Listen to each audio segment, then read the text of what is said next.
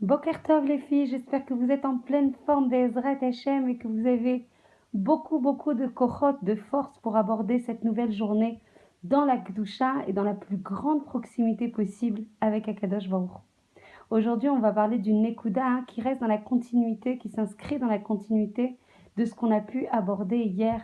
Comment on arrive à profiter, évidemment, ça c'était le précédent cours, de chaque instant en lui associant la grandeur qu'il mérite, puisque chaque instant, on peut le lier en fait à l'infini, donc à Kadosh Baruch Hu, on peut le remplir, on peut le rendre consistant. Et on parlait aussi des souffrances hier et comment on arrive en fait à se maintenir en joie malgré les souffrances. Aujourd'hui, on va parler en fait du fait que Akadosh Baruch Hu se dissimule à nos yeux et au lieu de voir en fait un signe d'éloignement, un signe en fait où Hachem il se déconnecte, Chas Veshalom, Lo Alenu du Ham Israël, et que sa Shrina ne réside plus avec le Ham Israël. Au contraire, quand Hachem peut cacher en fait sa face, on apprend en fait dans la Gemara Sanhedrin en fait qu'Hachem, quand il dissimule sa face, ça démontre que le Ham Israël est en train de s'élever, que Ham Israël est en train de s'inscrire en fait dans un processus d'élévation, que plus Hachem il se cache et plus en fait le Ham Israël va montrer son désir de sa relation avec Akadosh Baruch Hu. Vous savez, quand justement on se cache, on peut éveiller en fait le désir, alors que quand justement on est à disposition, on est moins dissimulé, alors on a l'impression que c'est tellement manifeste qu'on n'a pas de désir à exprimer, c'est déjà là. Quand Hachem, en fait, il se cache, c'est comme un jeu de cache-cache, mamache, il se cache, c'est vraiment pour montrer que le Ham Israël doit grandir dans sa émouna, et que même s'il ne le voit pas, il doit le sentir dans son cœur, il doit vibrer pour Akadosh Baruch Hu, même justement s'il n'en a pas la démonstration la plus tangible dans sa vie de tous les jours. Donc on va essayer de développer cette idée, je suis sûre que Bezrat Hachem, elle peut être source en fait de joie pour nous tous, Bezrat Hashem. Donc la dissimulation d'Akadosh Baruch Hu, un degré supérieur pour le peuple juif, un accès en fait à des niveaux supérieurs d'élévation, de émouna, de croyance en Akadosh Baruch Hu, de proximité paradoxalement avec justement Akadosh Baruch Hu qui se cache.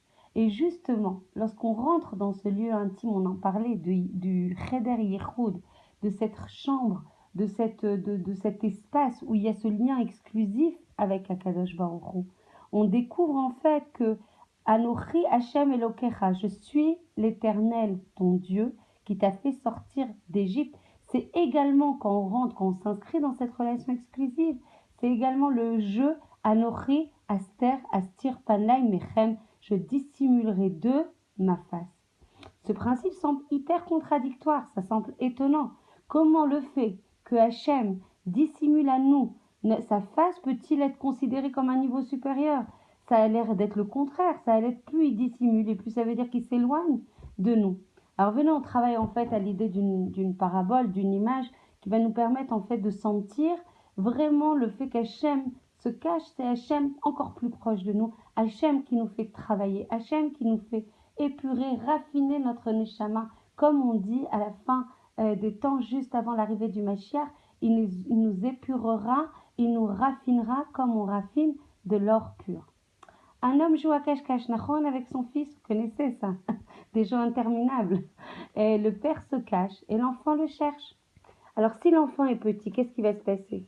Le père, il va se cacher sous une table, il va se cacher derrière une porte, il va pas trop s'éloigner parce que sinon le jeu, il va être voué à l'échec. Et du coup, il n'y aura aucune joie à faire ce jeu, aucune hatzlacha.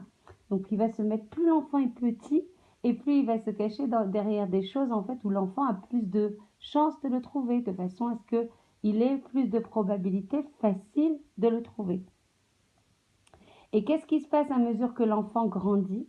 Eh bien, le père, il va rechercher des cachettes plus sophistiquées. Il va rechercher des cachettes plus compliquées.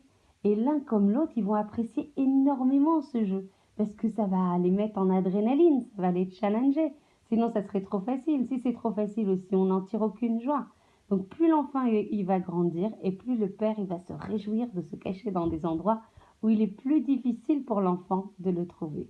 Et du coup, le père, il va avoir une source de joie supplémentaire parce qu'il va se dire, waouh, mon fils, il est devenu encore plus intelligent, il a encore plus grandi, plus je le challenge et plus il me trouve. Donc mon fils est intelligent, il est capable de me découvrir dans des endroits les plus inattendus. Et plus le fils il est devenu adulte, son père sait désormais qu'aucune de ces petites ruses va aider. Plus il deviendra adulte, l'enfant, et plus les ruses qu'il avait quand il était plus jeune vont plus marcher, ça servira plus à rien. Alors du coup, il le conduit en fait dans une forêt très profonde et il l'abandonne. Enfin, il fait genre de l'abandonner évidemment. C'est encore une fois une métaphore. Il ne l'abandonne pas vraiment, mais il va tester sa capacité à le trouver justement dans une forêt qu'il ne connaît pas et dans l'obscurité la plus totale. Alors le jeune homme tremble de peur dans l'obscurité. Il ne voit ni n'entend rien, hormis les hurlements des bêtes sauvages. Soudain, il aperçoit un lion qui s'approche de lui. Et qu'est-ce qu'elle va être sa première réaction? Elle va être de perdre la tête, mais immédiatement, il va se ressaisir. Immédiatement, il va travailler sur sa conscience. Immédiatement, il va se dire, mais qui m'a conduit en fait dans cette forêt? C'est mon père qui m'aime qui m'a conduit dans cette forêt. Ce lion ne peut donc être que lui-même qui s'est déguisé en lion. Le fils s'avance alors avec assurance, soulève le masque et s'écrie: Papa, je savais que c'était toi. Alors le père est submergé par une joie immense. Il pourrait sauter de joie, tellement il est heureux que malgré l'obscurité dans laquelle il a plongé son fils, dans la forêt qui lui paraissait inconnue, avec des bêtes sauvages qui pouvaient le terroriser, il se dit, malgré tout, mon fils a compris que si je l'ai laissé dans la forêt, c'est que je voulais continuer à jouer à cache-cache avec lui. Mais cette fois-ci, d'une manière plus raffinée, d'une manière plus compliquée, d'une manière sophistiquée, d'une manière que le fils ait encore un challenge, un shlave, une étape encore à dépasser. Sinon, ça serait trop facile. Bon, vous l'avez compris, en fait, la parabole est hyper parlante. Akadosh Baruch Hu est appelé Dieu qui se cache. El Amistater. Le monde est appelé Olam, comme on l'a dit dans plusieurs cours de la racine et Elam, qui signifie cacher, qui signifie se dissimuler. Ceci nous apprend que l'essence du monde physique est du domaine du caché. Hachem se cache, Hachem se dissimule derrière le monde qu'il a créé, derrière la nature que lui-même a créée, et tout notre rôle va être de le découvrir, là où il se cache. Autrefois, lorsque le Ham Israël était jeune, Akadosh Baruch Hu ne s'est pas du tout caché, car avec un bébé, on ne peut pas jouer à cache-cache, sinon il va hurler d'effroi. Alors à cette époque, il se révélait à nous dans toute sa splendeur, dans toute sa force, dans toute sa lumière. Par contre, quand le peuple est rentré en terre d'Israël, alors on a un petit peu grandi, on s'est un peu élevé, on s'est un peu raffermi, on a construit une émouna plus solide. Et Akadosh Baruch Hu, il commence à jouer avec nous. Il se cache comme au temps des grands juges, des grands prophètes. Et on le découvre malgré les événements qui des fois nous immobilisent d'effroi. On le voit, il y a des nissim et des niflaot, malgré des événements qui d'apparence nous paraissent extrêmement terrorisants. Et on le trouve à chaque fois de plus belle, avec une joie encore plus renouvelée, avec une émouna encore plus solide. Et on se raffine, et on grandit, et on s'attache justement, et on désire. Le désir, l'envie, la joie de retrouver Akadosh Baruch Hu. C'est ça aussi le moteur, c'est de retrouver Akadosh Baruch Hu. Moi, je vous assure, je témoigne de manière extrêmement personnelle. Il y a des fois, et c'est normal, on est plus fatigué, on a moins de réchec, on a moins de moteur en fait de faire sa avodat Hashem parce qu'on est on est physiquement plus atténué. Je prends l'exemple en fait de ma laryngotrachéite extinction et forcément on a moins de force, on a moins de moteur. Et quand on dépasse ce shlave et que malgré en fait ce manque de moteur, de manoa pour le faire, on y arrive. Mais alors, il n'y a pas plus beau, il n'y a pas plus beau parce qu'on s'est dépassé, on a dépassé ses limites, on a fait fi de sa fatigue et on est parti à la rencontre d'Akadosh Baruch Hu. Et du coup, on a un écho plus fort parce qu'Akadosh Baruch Hu se dit quoi? Malgré le fait que tu étais extrêmement fatigué, qu'au niveau physique, tu n'y arrivais pas, tu l'as fait quand même, tu t'es dépassé pour me retrouver. Mais quelle joie quand justement on dépasse ses limites que de retrouver Akadosh Baruch Hu. Donc on a mûri. Aujourd'hui, le jeu, il devient plus difficile, il devient plus élitiste, il devient pour une élite plus sélectionnée. Akadosh Baruch Hu, Il s'est caché au moment de la destruction du premier temple, mais nous l'avons encore trouvé. Nous sommes devenus adultes. Hachem s'est alors déguisé en lion. Il s'est caché durant le mois d'Av qui est sous le signe du lion. Il a détruit notre maison. Il a chassé Am Israël de son pays. Mais le jeu de cache-cache, il ne fait que continuer. Plus on s'enfonce dans la galoute, plus les cachettes se compliquent. Mais Akadosh Baruch Hu, il est toujours là. Il se cache toujours dans des endroits où nul ne pourrait imaginer qu'un père puisse se cacher à son enfant.